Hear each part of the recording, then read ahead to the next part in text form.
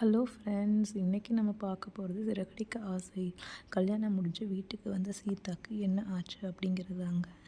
ஒரு ஆசையாக தம்பியோட கல்யாணத்தை பார்க்க போன அந்த பொண்ணுக்கு வீட்டுக்கு வந்ததும் அவங்க போலீஸ் புருஷங்கிட்ட நல்லாவே அடியும் மிதியும் வாங்க போகிறாங்க. என்னதான் மீனா அவ்வளோ போல்டாக இருந்தாலும் சீதாவோட லைஃப் ஸ்பாயில் ஆனது தாங்க.